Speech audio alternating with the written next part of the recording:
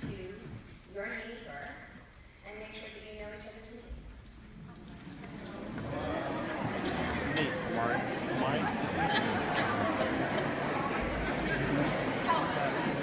Oh, hey, I'm Nate. I am this week. This is my brother, Aaron. How you doing, man? Mark. Yeah. So, yeah, looks like big as your name right here.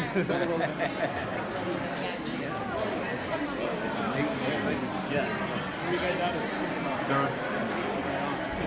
Okay. Where are you guys? Hillsborough area. Now that you have met a few of your neighbors, I put this fabric out here from a performance that was invoking Yemanja or Yemanja, an Orisha of water. We come from many different traditions, and that's a West African and Afro-Caribbean tradition.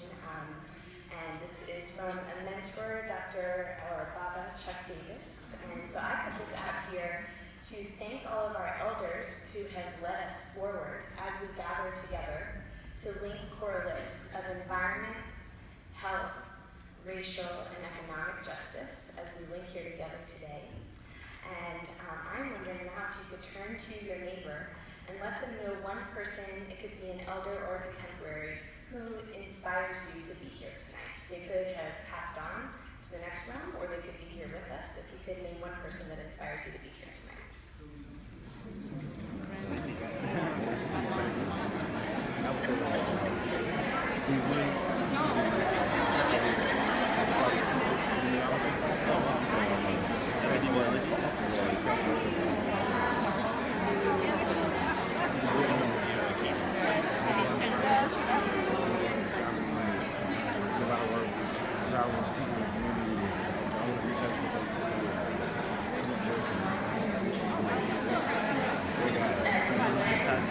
Yeah, and did you know him? I remember. Yeah, I know him.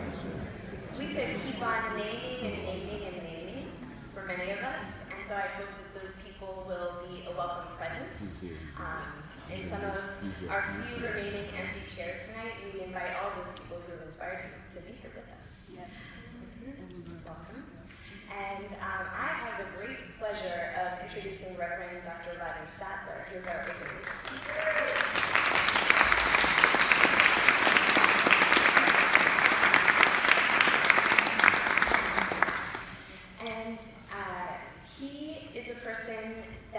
Understands the power of story, understands the power of embodiment and performance and ritual in our activist movements and in our long-term organizing with one another. We met each other first at the U.S. Commission on Civil Rights, which was held in Walnut Cove, North Carolina last year as one of their 2 hearings nationally, focused on issues of coal ash waste, health, race, and environment. And you will see many of them, in fact, almost every one of our speakers from North Carolina was also featured in that panel, including Tracy Brown Edwards, Bobby Jones, Reverend Dr. Rodney Sadler, John Wagner. Many people who are here also spoke at that hearing. And at that hearing, we learned about the importance of story to connect us to investment we have in one another. Investment in why it would be important to inherit the land and the communities and the community connections that we have to one another. To why it would be important that we fight for our health and our brothers and sisters' health as North Carolinians. And I want to share a quick story that links together the work of Dr. Sandra Steingraber, whom we will be hearing from tonight on our theme of creative resistance, fighting toxins and fossil fuels. And I'm going to invoke some of what the connections with Walnut Cove are. And a quick reference is that I am Marie Garlick, and I'm from Breast Cancer Action, as well as a PhD candidate here at UNC Chapel Hill. And I do work around health and social change communication and how performance is a part of our movements for health, racial, and environmental justice. There was once a community along a river, along a lake, along a water body. The people, the beloved people who lived there were very kind, they were very generous. They looked out for each other. They had each other's backs. They waved at each other as you went down the street. They sat on each other's porches. They told stories into the evening. They mowed your lawn if you needed it. They mowed the lawn of the park nearby in the unannexed majority black neighborhood whom the county would not pay to keep up their park.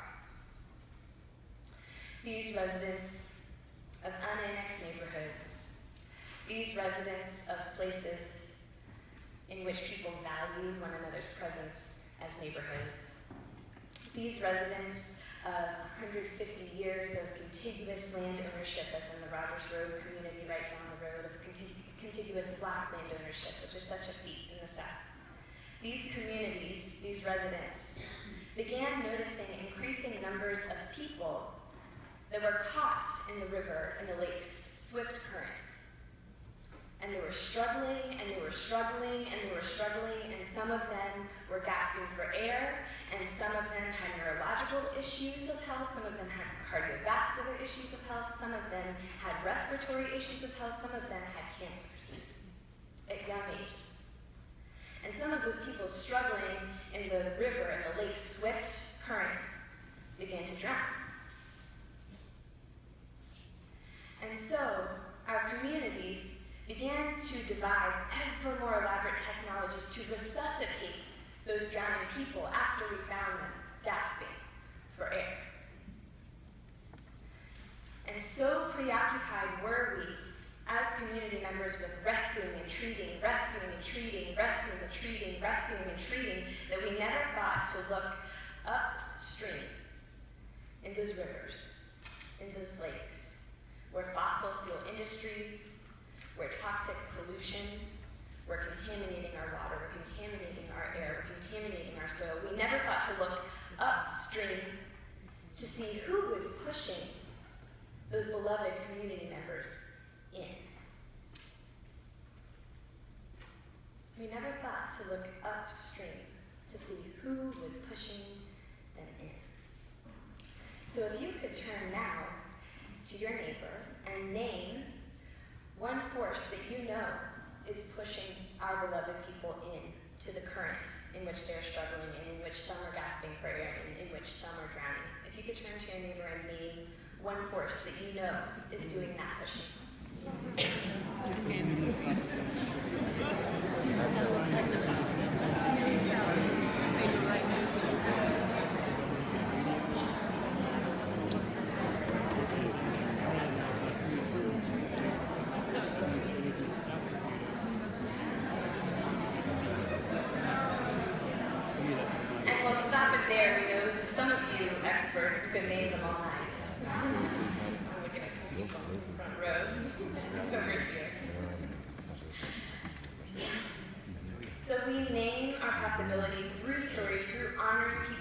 Lived experience who are experts in their lives and in their community-led justice movements.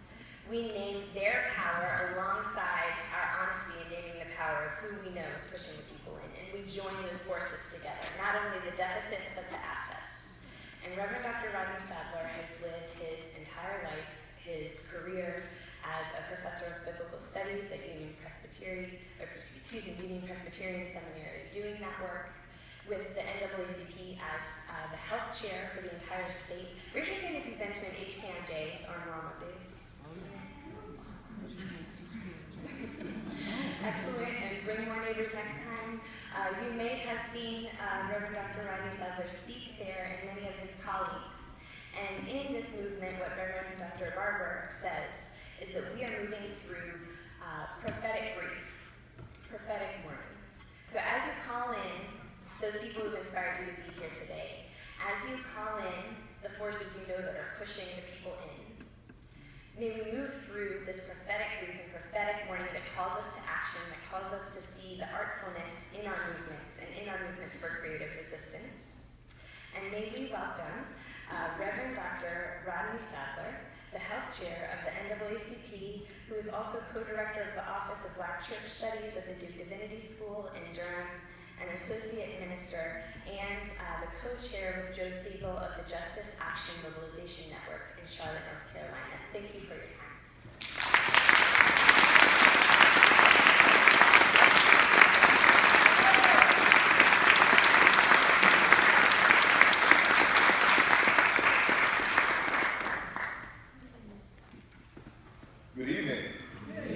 How are we all doing tonight?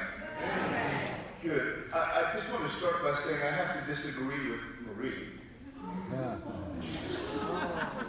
The first time I actually met her was in, I believe, 2014, on the steps of the old Capitol building, when she was surrendering herself for arrest with the Moral Monday movement.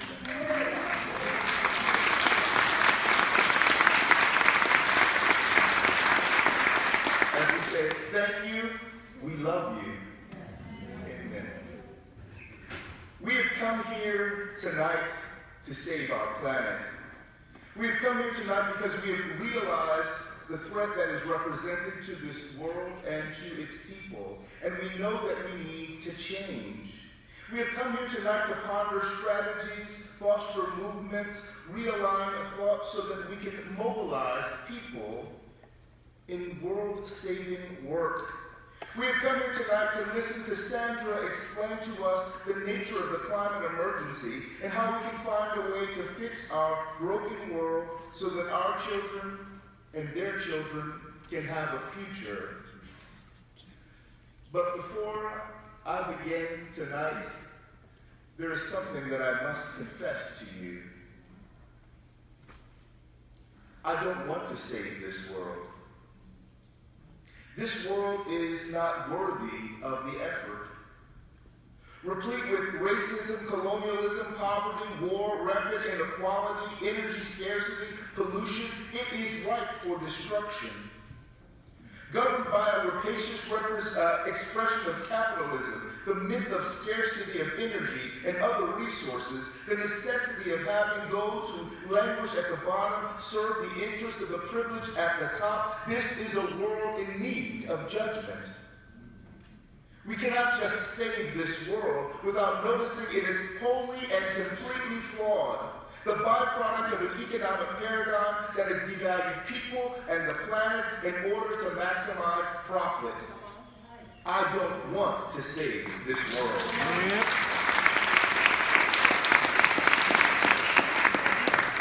In part, that is why I want to ensure that we note not just a climate emergency, but that we also note a poverty emergency, and a racial disparity emergency, and a spiritual emergency, and a value emergency that is allowing us to leave people on the sidelines of this economic and energy production model, because the larger system of privilege and disadvantage has been predicated on their absence.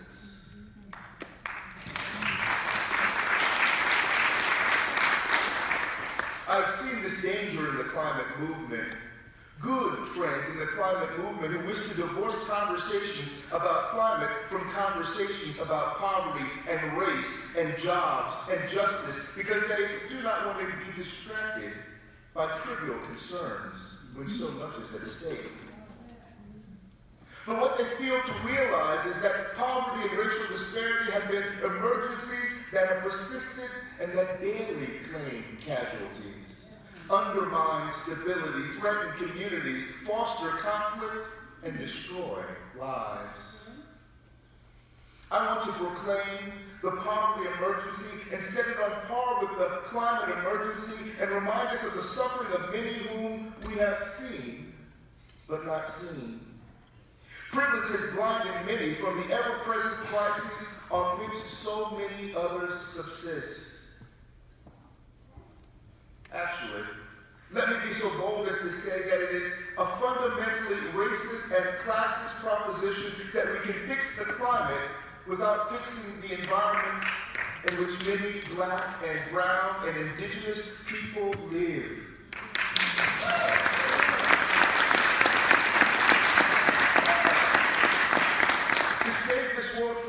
As it is replete with its attendant power imbalances, is to show that we do not care for the many sufferers in this world. Make no mistake about it, our current model feeds off the poor just like it destroys the planet. The same corporate, governmental, and systemic forces that foster poverty are behind the climate emergency. Greed and privilege, inequality, scarcity, hoarding of resources, an oligarchy of wealthy dominating an increasingly destitute mass. So what can we do? by addressing the climate emergency on a spiritual level, by seeking a paradigmatic change that gives us an opportunity to reimagine the way that we relate to each other and the planet, we might be able to save a better world. In order for this world to change, we have to change hearts and minds. We might try to change policies and infrastructure, but until we change hearts and minds, we will still put profits over people. We are a society that is predicated on profit, and people in the planet are still secondary concerns. If we have to have the victories that we need to have, we need a radical change in the way that we think and the way that we feel as a society. I say that this is a spiritual work because we have a moral responsibility to search our core beliefs and the essence of our ideals, to discern the kind of world in which we would like to live. We need to search the depths of what we hold dear to find the essential ethical impulse that pushes us towards our better selves, for we are asking our world to work against its tendencies. We are pushing for a change that makes no sense in the calculus of Wall Street. It is out of the precepts of our politicians in Washington, D.C. We're calling on our society to save a planet that we have grown accustomed to taking for granted. We're calling on people steeped in a culture of comfort to be finally willing to sacrifice. We are calling on those framed by a lack of agency, who feel disempowered to change their own lives, to believe they have the power to change the whole world. So we need to explore the depths of our various values to find not just the impetus to change, but a vision compelling in us to will us to do so. Climate change offers us an opportunity to do this deep-level spiritual work. Yes, you heard me right. Climate change offers us an opportunity. I know that sounds bizarre, but work with me. Climate change offers us an opportunity to realize that we are all at risk. For those of us who have not been in crisis before, then this is a new reckoning. A calling to account for injustices that persist in the world as it is. A calling for a new awakening to a reality of the suffering that's faced by so many. It is a lowering of the mountains and a raising of the valleys, showing us that all of our lives are at risk, and thus calling people to work together in new ways.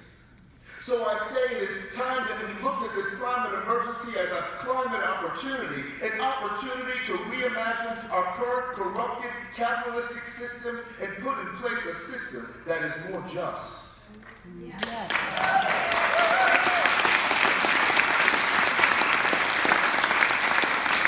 This climate opportunity gives us an occasion to critique the current system, to envision an alternative, a vision consonant with God, with a higher vision's understanding of what we should be as people and as a planet.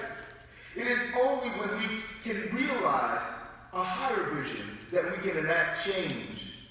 We can enact what I call a cleaner, greener, better world, a cleaner world where we eliminate fossil fuels and the problems they cause for us, a greener world, a world in which we turn to clean, renewable energy sources like solar and wind and hydroelectric power, and a better world, a world in which we eliminate racism and poverty and intimacy and hatred and all the things that have torn us apart because of our current economic model.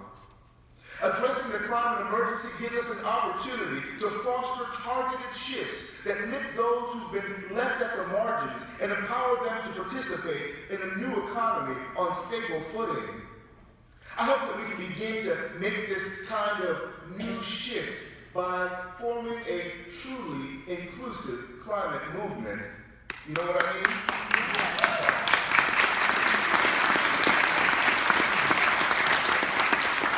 Don't just mean sprinkling in a few token black and brown and indigenous and poor people into the mix to validate decisions made before they got there. I mean a truly diverse table that seeks to benefit from the innate genius and conditioned wisdom of marginalized peoples. It is at such a table at which new ideas can arise and new ways of being together can be modeled that might offer us hope of truly saving a world worthy of our strivings. You see, the climate opportunity gives us the occasion to make our world new, and it also gives us the ability to dream of that world in which we would like to live. You know, this is the problem, I think, with the climate movement so much of the time. It focuses so much on the fear of what will happen if we don't change. What happens if the sea levels rise? What happens if the water supplies dry up? What happens when the carbon threshold in our atmosphere is surpassed? What happens when we reach that dreaded 2 degrees centigrade rate of elevation of our temperature that no one here who understands Fahrenheit has any idea what that means? What if instead of threatening people with fear of what will happen if we don't change, we offer them the promise of a better world if we do?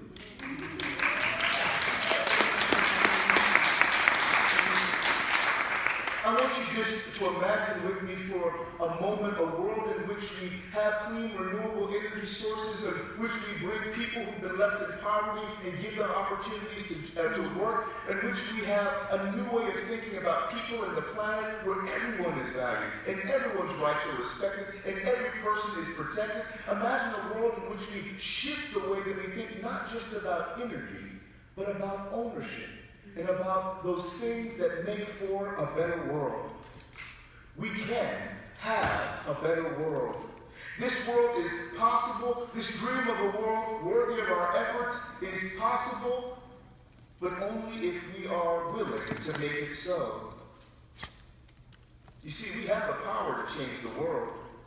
To end the threat of global climate change, to end the stranglehold of the fossil fuel industry on our world that perpetuates economic imbalance and the commodification of human beings, to reverse the rise in global temperatures that threaten to end life on the planet as we know it, we have the power to change the world. We've done it before when we eliminated smog in our greatest cities. We've done it before when we cleaned up great rivers like the Mississippi and the mighty Delaware on whose shores I was raised. We have done it before when we worked to close the hole in the ozone layer. We have done it in these small ways.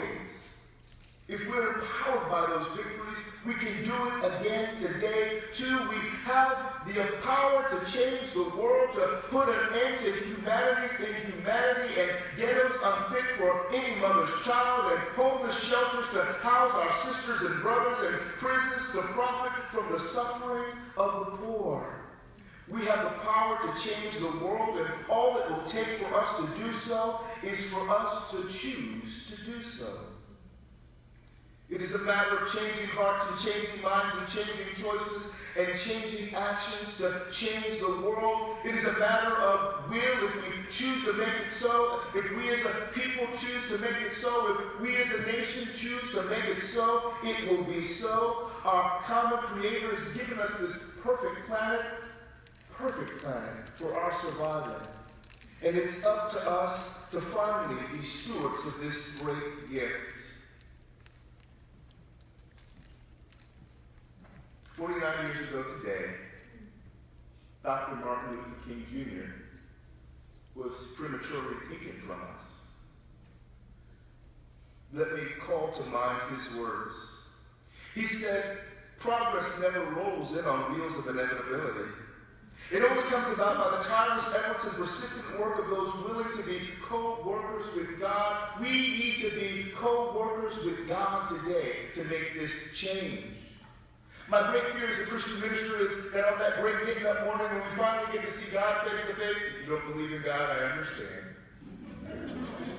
But when I finally get to see God face to face, he's going to look at me and say that the reason that there are people living under bridges in Charlotte, North Carolina, the reason that there are homeless people, and the reason that there are children who have nothing to eat, and the reason that there was so much suffering going on from coal in the atmosphere that polluted the waters that people drink and the land where people grow crops and destroyed lives in places like Walnut Cove and Belmont, North Carolina, wasn't because we should have been waiting on God, but because God was waiting on us. You see, it's time for us to stand up and to step out and to act, but not act alone. It's time that we come together, black and white, rich and poor, young and old, native-born and foreign, straight and LGBTQ, Muslim and Christian and Jew and agnostic, and work together to redeem the world.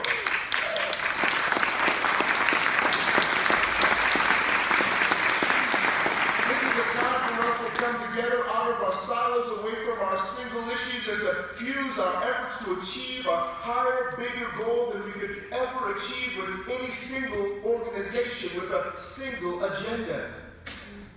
This is the time for us to come together as people joining our efforts with our loving Creator to foster a cleaner, greener, better world that is just beyond our horizons. This is our time, and the climate opportunity provides us with the occasion to come together to realize God's vision of a better world. This is our time. Say it with me. This is our time. Say it with me.